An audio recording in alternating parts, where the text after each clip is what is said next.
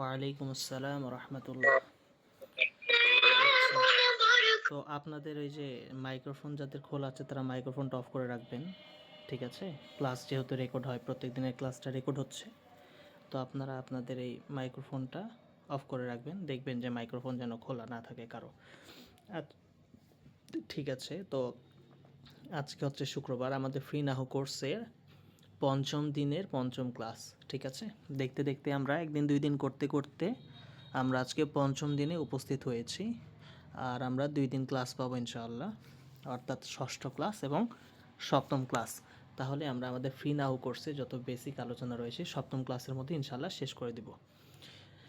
আচ্ছা, তাহলে আমরা গত ক্লাসে যে পড়াটা দিয়েছিলাম, আপনারা কে কে সেই পড়াটা পড়েছিলেন একটু হাত তোলেন তো, আমি দেখি কে কে আপনারা পড়াগুলো পড়েছিলেন। মাশাআল্লাহ, জাযাকুমুল্লাহ খায়রান, বারাকাল্লাহু ফিকুম। আচ্ছা, আর কেউ নাই? এতজন ক্লাসে সদস্য আছে, আর কেউ পড়েন নাই? পড়েছেন কি পড়েন একটু হাত তুলেন আপনারা, তাহলে আপনাদের অনুপাতটা আমি বুঝতে পারবো ক্লাসের পড়াগুলো আপনারা পড়ছেন কি না, বুঝতে পারছেন কি না। তারপরে আমরা আমাদের মূল পড়ায় প্রবেশ করবো ইনশাআল্লাহ। তাহলে আপনারা গত ক্লাসের পড়াগুলো কে কে পড়েছেন একটু হাত তুলেন, হাত তোলেন আপনারা।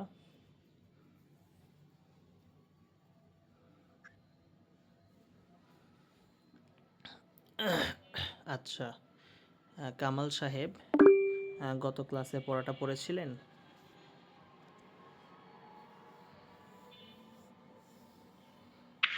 জি উস্তাদ, জি পড়েছি, কিন্তু সব ইয়াতে আর কি বেশ জেহেনে সবগুলা মুখস্থ আকারে নেই। যতটুকু পড়াইছি সেটা সবগুলো বুঝেছি। মাশাআল্লাহ, তারপর বারাকাল্লাহ নিজেও ফিকুম। অনেক ইয়ে করছি, হ্যাঁ, তাহলে এই যে মাগরিবের আগে পরে ইয়া এই করছি আর কি। এই প্রয়াসটা, এই প্রচেষ্টাটুকুই চাচ্ছিলাম আপনাদের কাছ থেকে, ঠিক আছে? দেখেন, আপনারা পড়লে মানে পড়লে আলহামদুলিল্লাহ সেটা আপনাদের জন্যই ভালো। আর দেখা যাচ্ছে আমি বলছি কে কে আপনারা পড়ছেন, কে কে পড়ছেন না, মানে কে কে পড়েছেন হাত তুলেন, তো আপনারা কেউ হাত তুলছেন না, ঠিক আছে? তাহলে আপনারা যে হাত তুলছেন না, এর মাধ্যমে কিন্তু কি হচ্ছে, আপনারা ওস্তাদের কথাকে অমান্য করছেন। প্রথম কথা, হয় আপনারা পড়ার পরেও হাত তুলছেন না ভয়ে, তাহলে ওস্তাদের কথাকে অমান্য করছেন। আর দ্বিতীয় কথা হচ্ছে আপনারা পড়েন নাই, তাহলে যদি না পড়েন তাহলে সেটা হচ্ছে আপনাদের নিজেদের ক্ষতি, আপনারা নিজেরাই করছেন। এই জিনিসটা প্রত্যেক দিনই আমি বলছি, আপনাদেরকে এটা বুঝতে হবে। আর আরেকটা কথা, যে এখানে আমি যে বলছি আপনারা কারা কারা পড়েছেন আপনাদের হাতটা তুলবেন।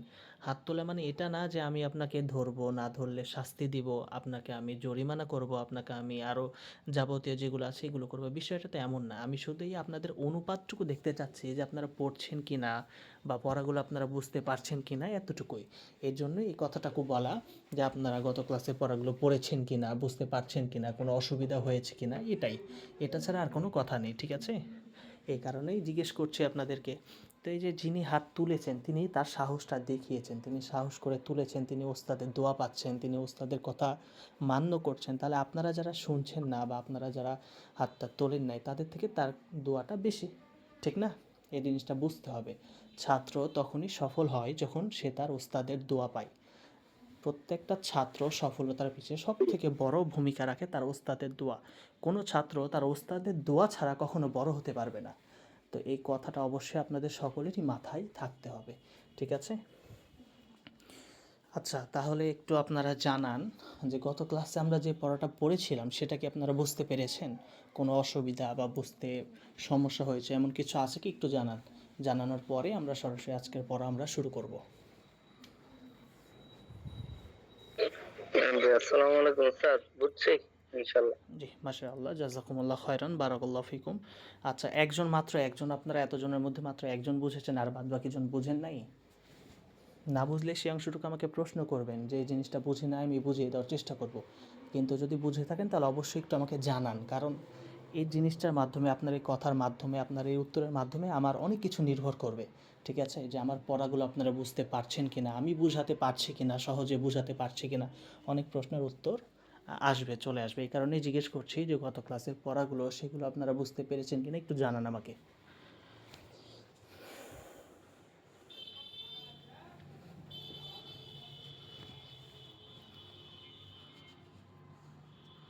আপনারা মনে হয় গত ক্লাসে পড়াগুলো বুঝতে পারেন নাই নাকি?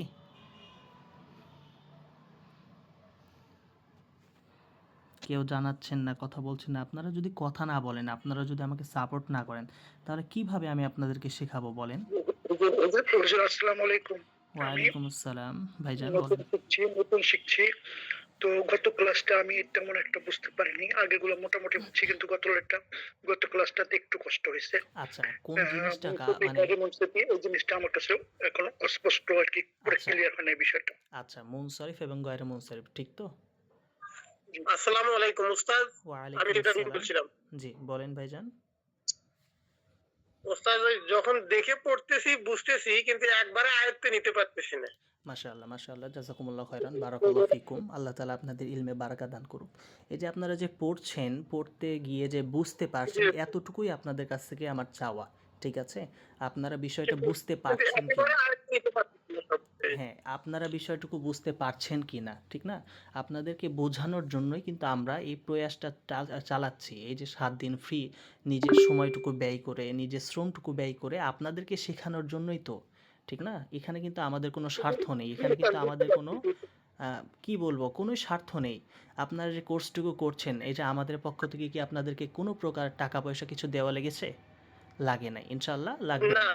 ঠিক আছে? তো আমরা চাচ্ছি শুধুমাত্র আপনাদের যে দুর্বলতা রয়েছে, আপনাদের যে ঘাটতিটুকু রয়েছে, সেটা কিভাবে সারিয়ে তোলা যায়, সেটা কিভাবে আপনাদের এই দুর্বলতাটুকু কাটিয়ে তোলা যায়, এই চেষ্টাটুকু আমরা চালাচ্ছি। এজন্যই আপনাদের কাছে আমরা সাপোর্ট চাচ্ছি যে কোন জিনিসটা বুঝতে পারছেন, কোন জিনিসটা বুঝতে পারছেন না, এই বিষয়গুলো জানাতে হবে। পড়ছেন কি না, এই বিষয়টাকেও জানাতে হবে।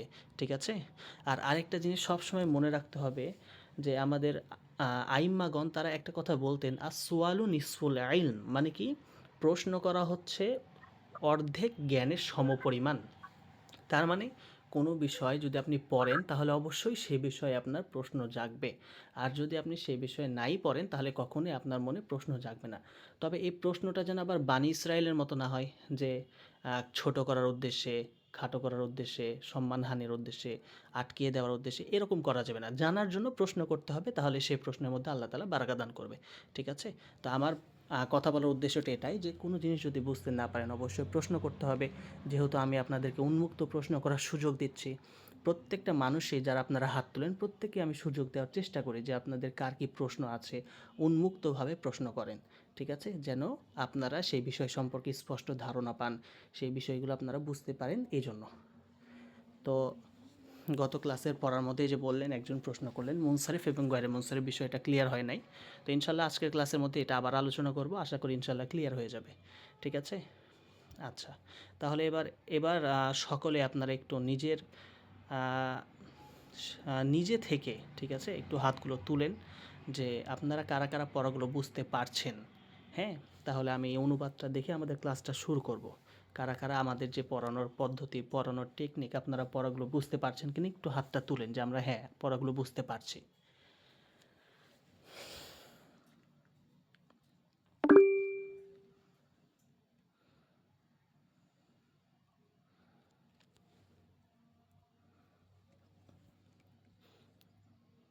আচ্ছা, মাশাআল্লাহ, জাযাকুমুল্লাহ খায়রান, বারাকাল্লাহু ফিকুম। আল্লাহ তাআলা আপনাদের ইলমে বারাকা দান করুক।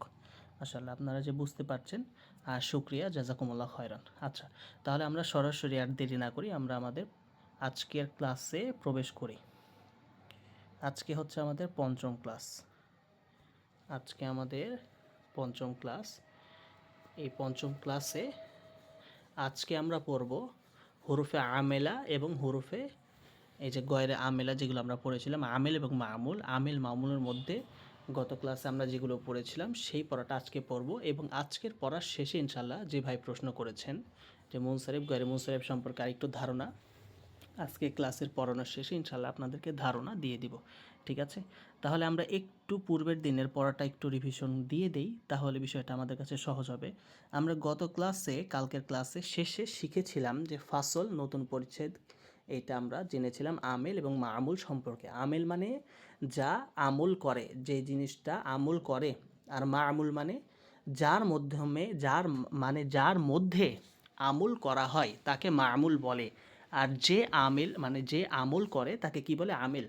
তাহলে যে আমল করে তাকে আমিল বলে, আর যার মধ্যে আমলটা করা হয় তাকে মামুল বলে।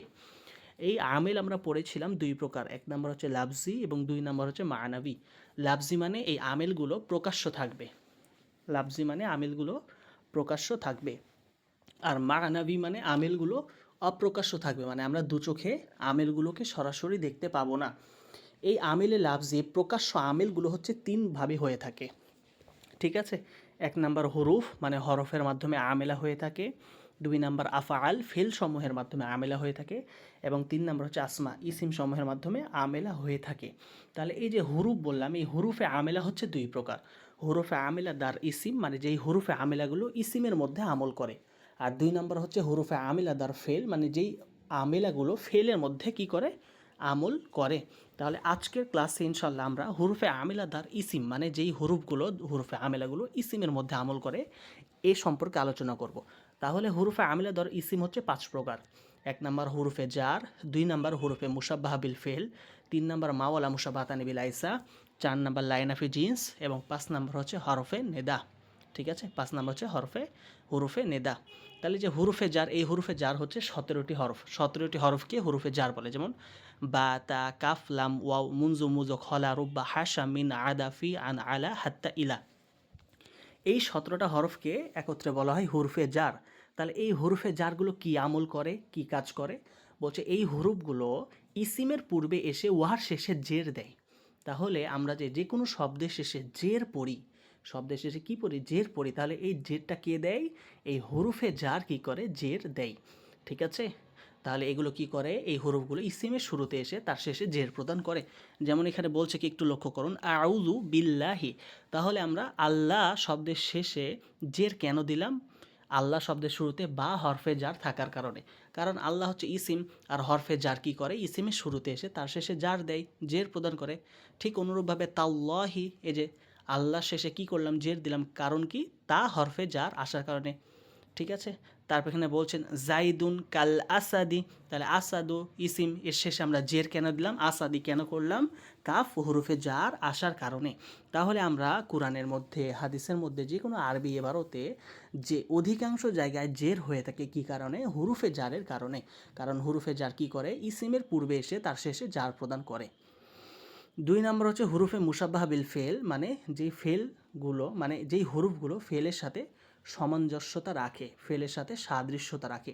তাহলে ফেলের সাথে সাদৃশ্যকারী হুরুফ হচ্ছে 6টি, যেগুলোকে বলে হুরুফে মুসাব্বাহ বিল ফেল। এই হুরুফে মুসাব্বাহ বিল ফেল হচ্ছে 6টি। ইন্না, আন্না, কান্না, লাকিন্না, লাইতা, লাআল্লা। কয়টি? 6টি। ইন্না, আন্না, কান্না, লাকিন্না, লাইতা, লাআল্লা। তাহলে এই হুরুফগুলো কি করে, এই হুরুফসমূহ জুমলায় ইসমিয়া এর পূর্বে আসে। তাহলে এই হুরুফসমূহ কি করবে, জুমলায় ইসমিয়া এর পূর্বে আসবে, এসে মুবতাদা, যাকে ইন্নাইর ইসিম বলা হয়। তাহলে ইন্নাইর ইসিম কাকে বলা হয়, মুবতাদাকে ইন্নাইর ইসিম বলা হয়। তাকে কি করে, নাসব মানে জবর প্রদান করে, এবং খবরকে কি করে, রফা তথা পেশ প্রদান করে।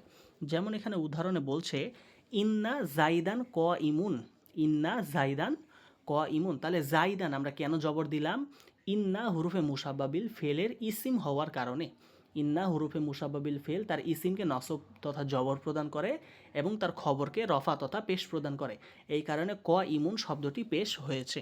আশা করি ইন্না হুরুফে মুসাব্বাবিল ফেল এবং তার আমল জানতে পেরেছেন। এখন নিচে ইন্না, আন্না, কান্না, লাকিন্না এই সম্পর্কে একটু বিস্তারিত বলা আছে, এটা জাস্ট আপনারা দেখে নেবেন।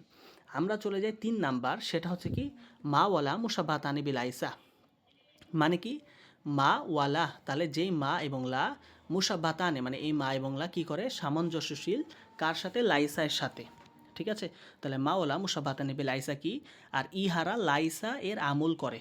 লাইসা এর আমল কি, লাইসা অর্থাৎ ইসিমকে রফা প্রদান করে, মানে ইসিমকে কি করে, পেশ দেয়, এবং খবরকে নাসব তথা জবর প্রদান করে।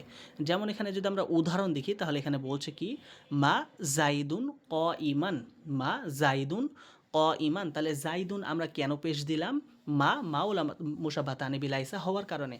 কারণ কি, মাওলা মুসাব্বাতানি বিলাইসা তার ইসিমকে রফা দেয় তথা পেশ দেয়, এবং তার খবরকে জবর দেয় তথা নসব প্রদান করে। আর এই কারণে মা এর কয়মানটা খবর হওয়ার কারণে কয়মান জবর বিশিষ্ট হয়েছে, নসব বিশিষ্ট হয়েছে। ঠিক আছে, ঠিক অনুরূপভাবে লা রজুলুন হাদিরন, তাহলে রজুলুন আমরা কেন পেশ দিলাম? লা এর ইসিম হওয়ার কারণে। আর হাদিরন কেন জবর দিলাম? লা মাওলা মুসাবাহাতানি বিল আইসা এর খবর হওয়ার কারণে। কারণ মাওলা মুসাবাহাতানি বিল আইসা তার ইসিমকে রফা তথা পেশ দেয় এবং খবরকে নসব তথা জবর প্রদান করে। এই গেল 3 নাম্বার। 4 নাম্বার হচ্ছে লাইনাফি জিন্স। লাইনাফি জিন্স, লাইনাফি জিন্স বলতে কি বোঝায়? বলছে লা শব্দটি অনির্দিষ্ট জাতকে নাফি বা নাবোধক করার জন্য ব্যবহৃত হয়। তাহলে এই লা শব্দটি কি করে? অনির্দিষ্ট জাতকে, যে জাতটি নির্দিষ্ট না, অনির্দিষ্ট একটি জাতকে কি করে? নাফি বা নাবোধক করার জন্য ব্যবহৃত হয়। আর ইহা তার ইসিমকে নাসব তথা জবর প্রদান করে এবং তার খবরকে রফা তথা পেশ প্রদান করে। তাহলে লাইনাফি জিন্সের আমল কি? লাইনাফি জিন্স তার ইসিমকে নাসব তথা জবর প্রদান করে এবং তার খবরকে রফা তথা পেশ প্রদান করে। ঠিক আছে, যেমন এখানে বলছে কি, একটু ভালো করে দেখেন। বলছে লা গুলামা রজুলিন দরিফুন ফিদ্দার। লা গুলামা, আমরা গুলামা এই শব্দতে কেন জবর প্রদান করলাম? এই গুলামা শব্দটি লায়ের ইসিম হয়েছে, এই কারণে কি হয়েছে? জবর বিশিষ্ট হয়েছে। আর দরিফুন কেন পেশ হয়েছে?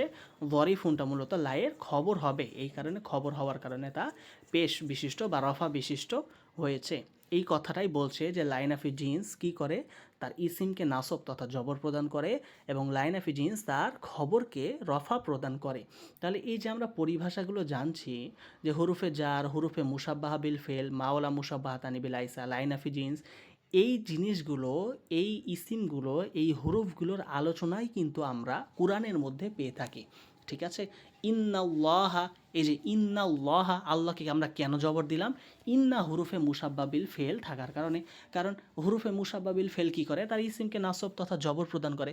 তাহলে কোরআনের মধ্যে এই জিনিসগুলো ব্যাপক পরিমাণে ব্যবহৃত হয়েছে, ব্যাপক পরিমাণে তাদের ব্যবহার পাওয়া যায়। তাহলে এই বিষয়গুলো আমরা এখন যদি ভালো করে পড়ি তাহলে আমরা প্রত্যেকটা জায়গায় বুঝতে পারবো যে এই জায়গাতে কেন জবর হলো, এই জায়গাতে কেন পেশ হলো, এই জায়গাতে কেন জের হলো। যেই জিনিসটাই প্রত্যেকটা শিক্ষার্থী চায় জানতে, অথচ তারা ভালো করে বুঝতে পারে না। কী কারণে বুঝতে পারে না? কারণ তারা আমেল এবং মামুল সম্পর্কে ভালো করে জানে না। কেউ যদি আমেল এবং মামুল সম্পর্কে ভালো করে না জানে, না শিখে, তাহলে সে কোরআনে এই শব্দ বা যে কোনো শব্দের শেষে জবর কেন হলো, জের কেন হলো, পেশ কেন হলো, এই শব্দটা কি অবস্থায় আছে, ফাইলের অবস্থায় নাকি মাফুলের অবস্থায়, মুবতাদার অবস্থায় নাকি খবরের অবস্থায়, কোন অবস্থায় আছে, এই অবস্থাগুলো চিনতে পারবে না। পক্ষান্তরে কোনো মানুষ, কোনো ব্যক্তি যদি এই আমেল এবং মামুলগুলো খুব ভালো করে আয়ত্ত করতে পারে, খুব ভালো করে শিখে ফেলতে পারে, তাহলে তার পক্ষে যে কোনো জিনিস, যে কোনো এবারত তার কাছে পড়া একবারে সহজ হয়ে যাবে। সে প্রত্যেকটা বিষয় চিনতে পারবে, কেন জবর হলো, কেন জের হলো, কেন পেশ হলো, এই জায়গাটা কি অবস্থায় রয়েছে, এটা ইসিম হয়েছে, মুদফ হয়েছে নাকি মাউসুফ হয়েছে, মুবতাদা হয়েছে নাকি খবর হয়েছে, মারাতুফ আলাই হয়েছে নাকি মারাতুফ হয়েছে, মুস্তাসনা মিনহু হয়েছে নাকি মুস্তাসনা হয়েছে, মাফুল হয়েছে, কোন মাফুল হয়েছে, প্রত্যেকটা জিনিস সে স্পষ্টভাবে চিনতে পারবে। ঠিক আছে, তাহলে আমরা যদি এবারতে দক্ষ হতে চাই, ভালো করে এবারত পড়তে চাই, বুঝতে চাই, তাহলে অবশ্যই আমাদেরকে আমেল এবং মামুল খুব ভালো করে জানতে হবে। আচ্ছা, যাই হোক, তাহলে আমরা পঞ্চম প্রকার যেটা পড়ব সেটা হচ্ছে কি হুরুফে নেদা। তাহলে হুরুফে নেদা কাকে বলা হয়? বলছে হুরুফে নেদা তা এমন হুরুফ সমূহকে বলা হয় যার দ্বারা কোনো কিছুকে আহ্বান করা হয়। তাহলে কোনো কিছুকে যে আহ্বান করা হয়, এই আহ্বানকেই আরবিতে বলা হয় কি? হুরুফে নেদা। আর এই আহ্বান সূচক শব্দ বা হরফ হচ্ছে 5টি। ঠিক আছে, 1 নম্বর হচ্ছে ইয়া, 2 নম্বর আয়া, 3 নম্বর হায়া, 4 নম্বর আই, 5 নম্বর হচ্ছে হামজায় মাফতুহা তথা জবর বিশিষ্ট হামজা। তাহলে এই 5টা হুরুফকে কি বলা হয়? হুরুফে নেদা, মানে কি আহ্বান সূচক হরফ। তাহলে এই হুরুফে নেদাগুলো কি করে? তার মুনাদা মুজফকে নাসব প্রদান করবে। তাহলে হুরুফে নেদা কি করবে? তার মুনাদা মানে হুরুফে নেদার পরে যেটা উল্লেখ হয়, ঠিক আছে, তাকে কি করবে? যদি সেটা মুনাদা মুজফ হয় তাহলে তাকে নাসব প্রদান করবে। যেমন এখানে বলছে ইয়া আবদাল্লাহি, তাহলে আবদাল্লাহি, আবদা আমরা কেন জবর প্রদান করলাম? ইয়া হরফে নেদা তার মুনাদা মুজফকে কি করে? নাসব প্রদান করে তথা জবর প্রদান করে, এই কারণে ইয়া হরফে নেদা আবদাকে জবর প্রদান করেছে। ঠিক আছে, তারপর এখানে বলছে এবং মুসাব্বা মুজফ, যেটা মুজফের সাথে সাদৃশ্যতা রাখে, মুসাব্বা মুজফকে নাসব প্রদান করে। যেমন বলছে কি ইয়া তলিআন জাবালান, ইয়া তলিআন জাবালান, তাহলে তলিআন জাবালান এগুলোতে আমরা কেন নাসব প্রদান করলাম? ইয়া হুরুফে নেদা হওয়ার কারণে। তারপরে বলছে কি যে নাকেরা গয়রে মুআইয়্যিনা তথা অনির্দিষ্ট নাকেরা যেগুলো রয়েছে সেগুলোকেও নাসব প্রদান করে। যেমন বলছে ইয়া রজুলান খুদ বিয়াদি, তাহলে রজুলানে কেন আমরা জবর প্রদান করলাম? রজুলান শব্দটি ইয়া হরফে নেদার মুসাব্বা কী হয় নাকেরা গয়রে মুআইয়ানা হয়েছে। রজুলান শব্দটি কী হয়েছে? নাকেরা গয়রে মুআইয়ানা হওয়ার কারণে ইয়া হরফে নেদা কী করেছে? রজুলানে জবর প্রদান করেছে। অথবা এই যদি হরফে নেদাটার মুনাদাটা যদি মুফরদ হয়, মুফরদ মানে এক বচন হয়, এবং সেটা যদি মারেফা হয় তথা নির্দিষ্ট হয়, তাহলে সেটা আলামতে রফার ওপরে মাবনি হবে, মানে কি সেটা রফা বিশিষ্ট হবে। যেমন ইয়া জাইদু, ইয়া মুসা, ইয়া কদি, ইয়া মুসলিমোনা, এগুলো কি রফায়ের অবস্থায় কি হয়েছে? আলামতে রফায়ের অবস্থায় মাবনি হয়েছে, তাহলে এগুলো কি হবে? রফা বিশিষ্ট হবে। যেমন ইয়া জাইদু, ইয়া ফাতিমাতু, ইয়া খালিদু, ঠিক আছে, এরকম। তাহলে এই চারটা হচ্ছে হুরুফে নেদা এর আমল। এই হুরুফে নেদা এর কি আমল? তাহলে আমরা এই 5 প্রকার যেটা জানলাম, এই 5 প্রকারকে কি বলে? হুরুফে আমেলা দার ইসিম, অর্থাৎ এই 5 প্রকার হরুফগুলো কি করবে? ইসিমের মধ্যে আমল করবে, ঠিক আছে। এই 1 নাম্বার জানলাম হুরুফে জার, 2 নাম্বার হুরুফে মুশাব্বাবিল ফেল, 3 নাম্বার মাওলা মুশাব্বাতানি বিল আইসা, 4 নাম্বার লাইন অফ জিন্স, এবং 5 নাম্বার হচ্ছে হুরুফে নেদা। এই 5 প্রকার আমরা জানলাম। এগুলো কার মধ্যে আমল করবে? এগুলো ইসিমের মধ্যে আমল করবে, এগুলো আমরা জানলাম। এবং এগুলো কি আমল করবে সেই আমলগুলো আমরা জানলাম। এখন চলে আসে আমরা যে 2টা পড়েছিলাম 2 নাম্বার প্রকার। এই 2 নাম্বার প্রকারের 1 নাম্বার প্রকার যেটা ছিল হুরুফে আমেলাদার ইসিম, মানে ইসিমের মধ্যে আমলকারী হুরুফ, ঠিক আছে। আর 2 নাম্বার হবে কি? 2 নাম্বার হবে হুরুফে আমেলাদার ফেল, হুরুফে আমেলাদার ফেল তথা ফেলের মধ্যে আমলকারী হুরুফ। তাহলে ফেলের মধ্যে আমলকারী হুরুফ হচ্ছে 2 প্রকার। কয় প্রকার? 2 প্রকার। প্রথমত হচ্ছে হুরুফে নাসে বা ফেলে মুজরে। তাহলে যেই হুরুফগুলো ফেলে মুজরেকে কি করবে? নসব তথা জবর প্রদান করবে, সেই হুরুফগুলো হচ্ছে কয়টি? সেই হুরুফগুলো হচ্ছে 4টি। কয়টি? 4টি। আন, লান, কাই, ইদান। আন, লান, কাই, ইদান। এই 4টা হুরুফ কি করবে? ফেলে মুজরে এর শুরুতে আসবে, এবং ফেলে মুজরে এর শুরুতে এসে তার শেষে কি করবে? জবর প্রদান করবে। তাহলে আমরা যে কোনো ইবারতে যদি দেখি সেই ফেলে মুজরের শেষে কি হয়েছে? জবর হয়েছে, তাহলে বুঝে নিতে হবে যে এই 4টা হরফের কোন একটা হরফ আছে, এবং ভালো করে খুঁজে দেখলে আমরা দেখব এই 4টা হরফের কোন একটা হরফ থাকে। আর কোন একটা হরফ থাকে বিধায় তাকে কি বলে? হুরুফে নাসিবা ফেলে মুজরে। তাকে কি বলে? হুরুফে নাসিবা ফেলে মুজরে, ঠিক আছে। আচ্ছা, এখন এখানে আন, লান, কাই এবং ইজানের ছোট্ট করে একটু ব্যাখ্যা দিচ্ছে যে আন ইহা ফেলে মুজারের সাথে মিলে মাজদারের অর্থ প্রদান করে। আন কি করে? ইহা ফেলে মুজারের সাথে মিলে মাজদারের অর্থ প্রদান করে, আর এজন্যই একে আনে মাজদারিয়া বলা হয়। যেমন বলছে উরিদু আন তাকুমা, অর্থাৎ কি? উরিদু কিয়ামাকা। তো এইখানে এই আন, লান, কাই এবং ইজানের সংক্ষেপে একটু ব্যাখ্যা দেওয়া আছে। এই ব্যাখ্যাগুলো যদি আশা করি আপনারা পড়লেই বুঝতে পারবেন, ঠিক আছে। তাহলে আমি মূল বিষয়ে যাই, মূল বিষয়ে আপনাদের সামনে আলোচনা করি। আর এই বিষয়গুলো তারপরেও যদি বুঝতে না পারেন অবশ্যই প্রশ্ন করবেন, পরবর্তীতে বুঝিয়ে দেওয়ার চেষ্টা করব ইনশাআল্লাহ। তাহলে প্রথম প্রকার আমরা যেটা পড়লাম হুরুফে নাস বা ফেলে মুজারে, এই যে এখানে যেটা আমরা পড়লাম হুরুফে আমেলা দার ফেল, মানে ফেলের মধ্যে আমলকারী হুরুফ হচ্ছে 2 প্রকার। 1 নম্বর হচ্ছে হুরুফে নাস বা ফেলে মুজারে, আর 2 নম্বর হচ্ছে হুরুফে জাজিমা ফেলে মুজারে। হুরুফে নাস বা ফেলে মুজারে মানে যেই ফেলে মুজারেগুলো, যেই হুরুফগুলো ফেলে মুজারে শেষে নাসিবা তথা জবর প্রদান করে। আর হুরুফে জাজিমা ফেলে মুজারে মানে যেই হুরুফগুলো ফেলে মুজারের শেষে কি করবে? জজম তথা সাকিন প্রদান করবে, ঠিক আছে। তাহলে ফেলে মুজারেকে জজম প্রদানকারী হুরুফ তা হচ্ছে 5টি। কয়টি? 5টি। লাম, লাম্মা, লামে আমর, লাই নাহি এবং ইনে শারতিয়া। এই 5টি হুরুফকে বলা হয় হুরুফে জাজেমা। কি বলা হয়? হুরুফে জাজেমা। এই হুরুফগুলো কি করে? ফেলে মুজরে এর শুরুতে আসে, এসে ফেলে মুজরের শেষে কি করে? সাকিন তথা জজম প্রদান করে। যেমন এখানে বলছে কি? লাম ইয়ানসুর। কি বলছে? লাম ইয়ানসুর। তাহলে ফেলটা মূলত কি ছিল? নাসরা ইয়ান সুরু। কি ছিল? ইয়ান সুরু। কিন্তু ইয়ান সুরু শব্দের শুরুতে ফেলে মুজরের শুরুতে কি আসছে? লাম আসছে। এই লাম এসে কি করে দিচ্ছে? দেখেন, ইয়ান সুরুর পেশটাকে সাকিন করে দিচ্ছে। কি করছে? লাম ইয়ানসুর বানিয়ে দিচ্ছে। ঠিক অনুরূপভাবে ইয়ান সুরু যখন লাম্মা আসে, লাম্মা এসেও কি করছে? ইয়ান সুরুকে ইয়ানসুর বানিয়ে দিচ্ছে। অর্থাৎ কি করছে? ফেলে মুজরাকে কি করে দিচ্ছে? সাকিন করে দিচ্ছে। কি করছে? সাকিন করে দিচ্ছে।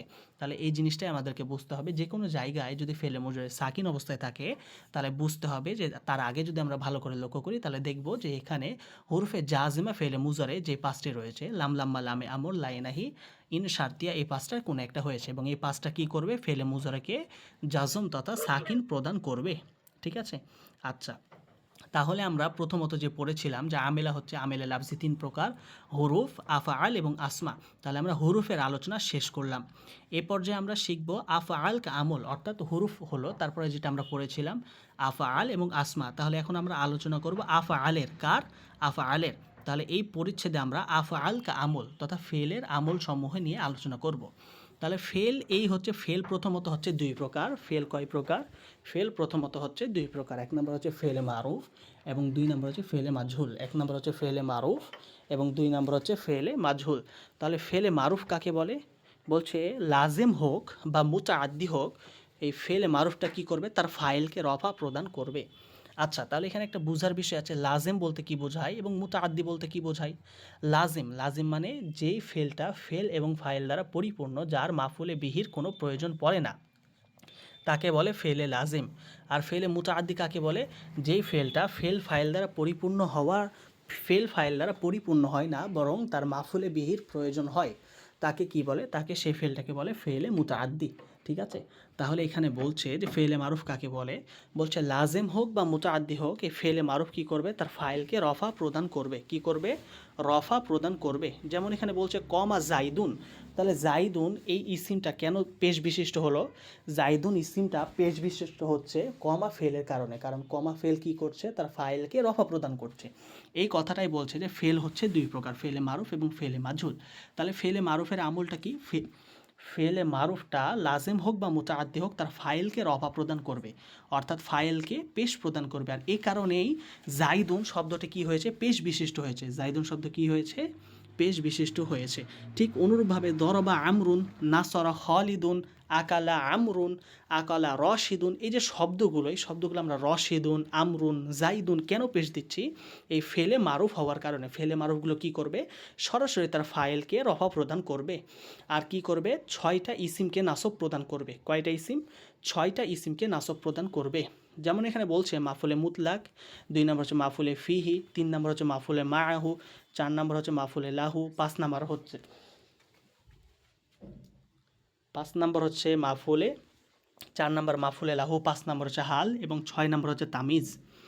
তাহলে এই 6টা ইসিমকে কি করবে? নাসব প্রদান করবে। ঠিক আছে, তাহলে ফেলে মারুফ তার ফাইলকে রফা প্রদান করবে এবং 6টা ইসিমকে নাসব প্রদান করবে। মাফুলে মুতলাক, মাফুলে ফিহি, মাফুলে মাআহু, মাফুলে লাহু, হাল এবং তামিজ। এই 6টা ইসিমকে কি করবে? নাসব প্রদান করবে তথা জবর প্রদান করবে। যেমন এখানে মাফুলে মুতলাকের উদাহরণ বলছে দরবা জাইদুন দরবান, তাহলে এখানে দরবান এ কী হয়েছে? মাফুলে মুতলাক হওয়ার কারণে জবর বিশিষ্ট হয়েছে। ঠিক অনুরূপভাবে কমা জাইদুন কিয়ামান, কিয়ামান শব্দটি মাফুলে মুতলাক হওয়ার কারণে কি হয়েছে? জবর বিশিষ্ট হয়েছে।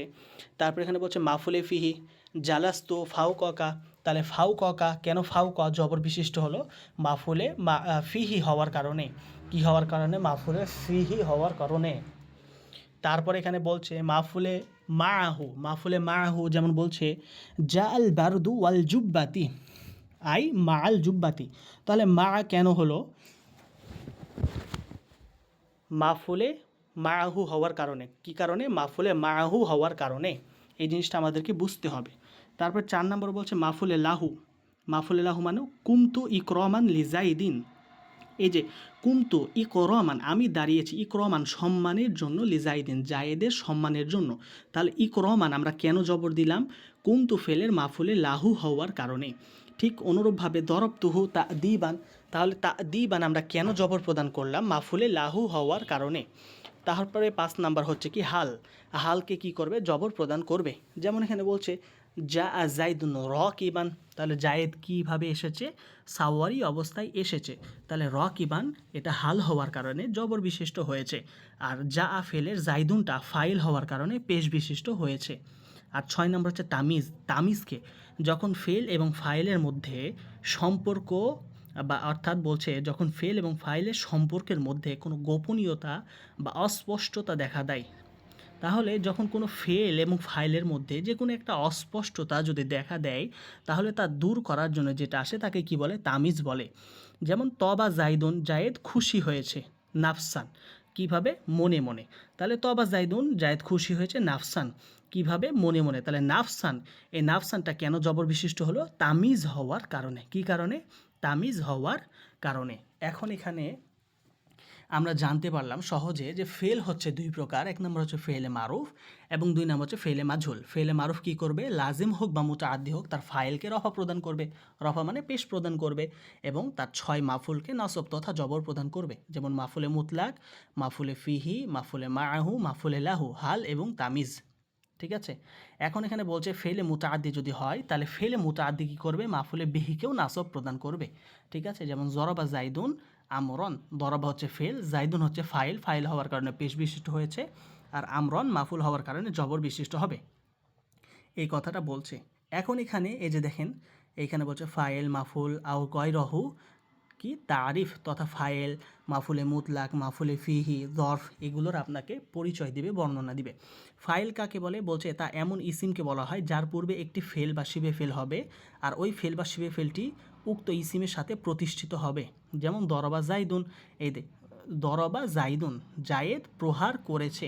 তাহলে কে প্রহার করেছে? জায়েদ প্রহার করেছে। জায়েদ কি করেছে? প্রহার করেছে। তাহলে ফেলের সাথে কি হচ্ছে? প্রতিষ্ঠিত হচ্ছে, ফেলের সাথে সম্পর্কযুক্ত হচ্ছে, প্রতিষ্ঠিত হচ্ছে। এই কারণে এটা কি জায়েদ কি হয়ে যাবে? জায়েদ ফাইল হয়ে যাবে। তাহলে ফাইল সর্বদা কি হয়? পেশ বিশিষ্ট হয়, যেটা আমরা জানলাম। মাফুলে মুতলাক কাকে বলে? বলছে তা এমন মাজদারকে বলা হয় যা একটি ফেলের পরে আসে। কার পরে আসে? একটি ফেলের পরে আসে, এবং ওই মাজদারটি উক্ত ফেলেরই অর্থে হবে। কার অর্থে হবে? ওই ফেলেরই অর্থে হবে। যদি ওই মাজদারটি ওই ফেলেরই অর্থে হয় তাহলে সেটা মাফুলে মুতলাকের অন্তর্ভুক্ত হয়ে যাবে। যেমন এখানে বলছে দরবতু দরবান, তাহলে দরবা ইয়াদরিবু দরবান, এ দরবা ইয়াদরিবু বাব থেকে দরবান, এটা কি এসেছে? মাজদার এসেছে। এই কারণে দরবান শব্দটি মাফুলে মুতলাকের মানে কি হয়ে যাবে? অন্তর্ভুক্ত হয়ে যাবে। ঠিক অনুরূপভাবে কুমতু কিয়ামান, কমায়া কুমু থেকে কুমতু, এই কুমতু থেকে মাজদার কি? কিয়ামান মাজদার, তাহলে এই কুমতু ফেলেরই কিয়ামান কি হচ্ছে? মাজদার হচ্ছে, তাহলে এটা মাফুলে মুতলাকের অন্তর্ভুক্ত হয়ে যাবে।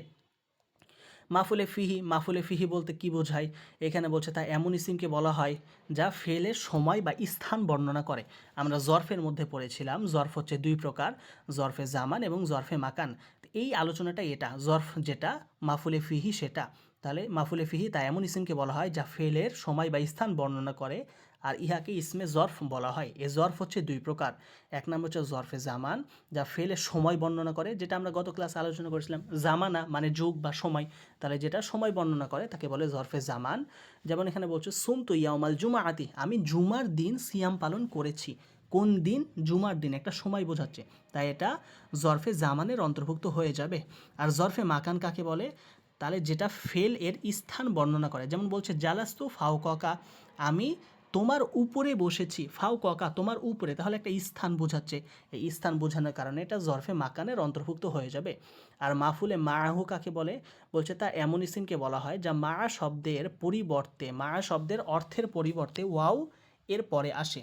ঠিক আছে, যেমন এখানে বলছে কি জা আল বারদু ওয়াল জুব্বাতি, জা আল বারদু ওয়াল জুব্বাতি, এই ওয়াও শব্দটি মূলত কি ছিল? মা। কি ছিল? মা, মা আল জুব্বাতি। তাহলে মা শব্দের পরিবর্তে আমরা কি নিয়ে আসছি? ওয়াও নিয়ে আসছি। এই কারণে এই মাফুলকে কি বলা হবে? মাফুলে মাআহু। অর্থাৎ যেই ইসিম, তা এমন ইসিমকে বলা হয় যা মা শব্দের অর্থের পরিবর্তে ওয়াও নিয়ে আসা হয়। তাহলে মা শব্দের অর্থের পরিবর্তে ওয়াও নিয়ে আসা হলে সেই মাফুলকে বলা হবে মাফুলে মাআহু। তাহলে আজকের ক্লাসে আমরা আফাল কামুলের মধ্যে ফেলে মারুফের আমলটা জানলাম, এবং ফেলে মারুফ যে তার ফাইল এবং 6 মাফুল তথা 7 মাফুল, মাফুলে বিহি সহ 7 মাফুলকে নাসব প্রদান করে, তাদের অবস্থা সম্পর্কে জানলাম। ঠিক আছে, তাহলে আজকের ক্লাসের আলোচনাটুকু এ পর্যন্তই। এখন আমাদের এক ভাই প্রশ্ন করেছিলেন যে গত ক্লাসে মুনসরিফ এবং গয়রে মুনসরিফ সম্পর্কে তিনি বুঝতে পারেন নাই। তো মুনসরিফ এবং গয়রে মুনসরিফ সম্পর্কে একেবারে সংক্ষেপে আরেকবার বলে দিই। এই ইসিম আমরা যে বলি যে ইসমে মুরব, এই ইসমে মুরবকে আবার আরবির মধ্যে, আরবি ভাষার মধ্যে দুই ভাগে ভাগ করা হয়। কয়ভাবে? দুই ভাগে ভাগ করা হয়। এক নম্বর হচ্ছে মুনসরিফ এবং দুই নম্বর হচ্ছে গয়রে মুনসরিফ। তাহলে মুনসরিফ কাকে বলে? মুনসরিফ বলে তা এমন ইসমে মুরবকে বলা হয় যার মধ্যে গয়রে মুনসরিফ হওয়ার আসবাব বা সাবাব সমূহের মধ্যে হতে দুইটি সাবাব বা একটি সাবাব পাওয়া যাবে। মানে এক কথায় একেবারে সহজে বলি, মুনসরিফ কাকে বলা হবে? মুনসরিফ বলা হবে যে ওই শব্দকে যার মধ্যে গয়রে মুনসরিফ হওয়ার কোনো সাবাব পাওয়া যাবে না, তাকে কি বলবে? মুনসরিফ বলবে। যেমন জাইদুন একটা শব্দ, জাইদুন শব্দটি কি হয়েছে? মুনসরিফ হয়েছে। তার মধ্যে কারণ কি? গয়রে মুনসরিফ হওয়ার কোনো আলামত তার মধ্যে নেই। আর গয়রে মুনসরিফ কাকে বলা হয়? গয়রে মুনসরিফ বলা হয় যার মধ্যে গয়রে মুনসরিফ হওয়ার আসবাব বা সাবাব সমূহ পাওয়া যাবে। এখন আমরা তারপরে কালকে পড়েছিলাম যে গয়রে মুনসারিফের সাবাব হচ্ছে 9টি। তাহলে আদাল, ওয়াসফ, তানেস, মারিফা, উজমা, জামা, তারকিব, ওজনে ফেল এবং আলিফ ও নুন জায়দাতান, এই 9 প্রকারের বিবরণ আমরা গত ক্লাসে সুন্দরভাবে আলোচনা করেছিলাম এবং কোরআন থেকে তামরিন দিয়ে আমরা অনুশীলনে বুঝিয়েছিলাম আপনাদেরকে। এখন বোঝার বিষয় হলো যে মুনসারিফ এবং গয়রে মুনসারিফ বলতে কী বোঝায়। যদি কোনো শব্দ, এই যে গয়রে মুনসারিফের যে সাবাবগুলো আমরা পড়লাম 9টা, এই 9 সাবাবের কোনো সাবাবের সাথে মিলে যায়, অন্তর্ভুক্ত হয়ে যায়, তাহলে সেই শব্দটা গয়রে মুনসারিফের মধ্যে অন্তর্ভুক্ত হবে। গয়রে মুনসারিফের মধ্যে যদি অন্তর্ভুক্ত হয় তাহলে তার এরব, মানে তার এরব যেটা জবর জের পেশ এরব গ্রহণ করে, এই এরব গ্রহণের পদ্ধতিটা হবে একরকম। আর যদি কোনো শব্দ গয়রে মুনসারিফের মধ্যে অন্তর্ভুক্ত না হয়, সেটা যদি মুনসারিফের মধ্যে অন্তর্ভুক্ত হয় তাহলে তার এরব হবে আরেক ধরনের। ঠিক আছে, এই এরবের ধরনের উপর ভিত্তি করেই আরবেরা এই আরবি গ্রামারের মধ্যে মুনসারিফ এবং গয়রে মুনসারিফের আলোচনাগুলো নিয়ে এসেছে। তাহলে আমাদেরকে মুনসারিফ এবং গয়রে মুনসারিফ কেন শিখতে হবে? যে কোনো ইসিম যদি সেটা মুনসারিফের অন্তর্ভুক্ত হয় তাহলে তার এরবগুলো জবর জের পেশ, দুই জবর দুই জের দুই পেশ, এই এরবগুলো দেওয়ার পদ্ধতি হবে একরকম, এক নিয়ম। আর যদি সে শব্দটি মুনসারিফের মধ্যে অন্তর্ভুক্ত না হয়, গায়রে মুনসারিফের মধ্যে অন্তর্ভুক্ত হয়, তাহলে তার এরব দেওয়ার ধরন, তার এরব গ্রহণের পদ্ধতি হবে আরেক রকম। ঠিক আছে, এই এরব গ্রহণের পদ্ধতির জন্য আমাদেরকে মুনসারিফ এবং গয়রে মুনসারিফ জানতে হবে এবং শিখতে হবে। ঠিক আছে, আচ্ছা, তাহলে আজকের ক্লাসটা আমরা এ পর্যন্তই রাখছি। এখন কারো যদি কোনো প্রশ্ন থাকে তাহলে আপনারা হাত তুলবেন এবং একে একে প্রশ্ন করবেন।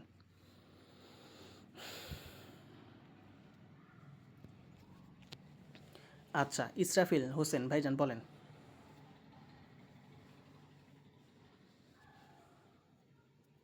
হাত তুলেছেন ভাইজান ইসরাফিল হোসেন, কোনো প্রশ্ন থাকলে বলেন।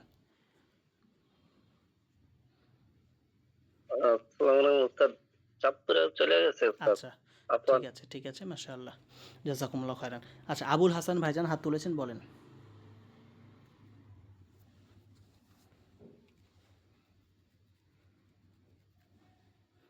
আবুল হাসান ভাইজান আছেন? আচ্ছা, আবুল হাসান ভাইজান মনে হয় নাই। এখন আমি এই যে যিনি ভাই প্রশ্ন করেছিলেন মুনসারিফ এবং গয়রে মুনসারিফ সম্পর্কে একটু সমস্যা হচ্ছে। ভাইজান আপনি কি মুনসারিফ এবং গয়রে মুনসারিফ সম্পর্কে ক্লিয়ার ধারণা পেয়েছেন, বুঝতে পেরেছেন কি? একটু জানান তো। জি হুজুর, একটু একটু বুঝতে পারলাম। আমাকে আরেকটু ক্লিয়ার মানে চর্চা করতে হবে, তাহলে আমি জি জি জি, মানে অবশ্যই ক্লিয়ার হব। অবশ্যই আপনাকে এটা একটু একটু পড়তে একটু হবে, একটু বুঝলাম, একটু বুঝলাম। আপনাকে এটা পড়তে হবে এবং এটা চর্চা করতে হবে। জি জি আপনি যখন জি এটা হুজুর, এই যে পড়বেন এবং আপনি যে চর্চা করবেন তখন দেখবেন যে এই বিষয়গুলো আপনার কাছে আরও স্পষ্ট হবে, আরও ধারণা পাবেন। কোরআনের মধ্যে হতে যখন মুনসারিফ গয়রে মুনসারিফ শব্দগুলো নির্ণয় করবেন তখন দেখবেন যে আপনি বিষয়গুলোকে আরও স্পষ্টভাবে চিনতে পারছেন এবং আপনার কাছে বিষয়গুলো সহজ হয়ে যাচ্ছে। আচ্ছা, ঠিক আছে, মাশাআল্লাহ, জাযাকুমুল্লাহ খায়রান, বারাকাল্লাহ ফিকুম। তো আশা করছি আজকের ক্লাসটি আপনারা বুঝতে পেরেছেন এবং ক্লাসে যেহেতু রেকর্ড থাকছে, রেকর্ড ভিডিও থাকছে, আপনারা যে কোনো সময় আপনাদের সময় বের করে আবার ক্লাসের রেকর্ড ভিডিওটা একবার দেখার চেষ্টা করবেন, বোঝার চেষ্টা করবেন, তাহলে আশা করি আপনাদের কাছে এই বিষয়গুলো সহজ হয়ে যাবে। ঠিক আছে, আচ্ছা, তাহলে ক্লাস শেষের আগে আবার আরেকটা কথা বলতে চাই আপনাদেরকে, যে আপনারা অনেকেই আমাদের এই যে বইটা, যে কিতাবের উপর ভিত্তি করে আমরা ক্লাসটা করছি, ক্লাসটা নিচ্ছি, দার্স প্রদান করছি, অনেকেই এই কিতাবটা কিনতে আগ্রহী হচ্ছেন। তো আগ্রহী হওয়ার পরেও মেন সমস্যা হচ্ছে যে আপনারা আপনাদের নিকটস্থ লাইব্রেরিতে এই কিতাবটা খুঁজে পাচ্ছেন না। তো কিতাব খুঁজে না পাওয়ার কারণে একটা সমস্যা তৈরি হচ্ছে। আর আপনারা হয়তো আছেন দূর দূরান্তে, এই যে দূর দূরান্তে থাকার পরে এক কপি একটা কিতাব কিনে এটা আবার কুরিয়ার করে পাঠাইতে গেলে দেখা যাচ্ছে যে টাকা আপনার কিতাব ক্রয় করতে পড়বে তার থেকে ওই টাকা বা তারও বেশি টাকা হয়তো আবার কুরিয়ার করতে আপনার কুরিয়ার চার্জটা পড়ে যাবে। তো এটা হচ্ছে আরেকটা ভেজাল। আবার এক কপি দুই কপির জন্য পাঠানোও যায় না দূর দূরান্তে, একসাথে অনেকগুলো হলে লাইব্রেরিয়ানরা তারা পাঠাতে ইচ্ছুক হয়। তো এরকম সমস্যার কারণে আমরা সমাধান খুঁজে বের করেছি এবং আমরা এক কপি পিডিএফের ব্যবস্থা করেছি। ঠিক আছে, পুরা বইয়ের পিডিএফ কপির ব্যবস্থা করেছি। যে পিডিএফ কপির মূল্য হচ্ছে মাত্র 100 টাকা। ঠিক আছে, 100 টাকার বিনিময়ে আপনার এই পুরা কিতাবটা পেয়ে যাবেন। তো যদি কারো কোনো প্রয়োজন পড়ে, যে কিতাবটা নিতে মানে ইচ্ছুক হন, আগ্রহ প্রকাশ করেন, তাহলে হোয়াটসঅ্যাপে আমাকে একটা মেসেজ দিবেন, আমাকে জানাবেন, ইনশাল্লাহ আপনাদের পিডিএফটা দিয়ে দেওয়ার চেষ্টা করবেন ইনশাল্লাহ। ঠিক আছে, আচ্ছা, কারো কোনো প্রশ্ন থাকলে করেন আপনারা। প্রশ্ন যদি কারো কোনো থাকে, কিছু জানার জিজ্ঞেস হয়, তাহলে প্রশ্ন করেন। আচ্ছা, ঠিক আছে, তো আশা করছি আজকের ক্লাসে আর কারো কোনো প্রশ্ন নেই। বারাকাল্লাহ ফিকুম।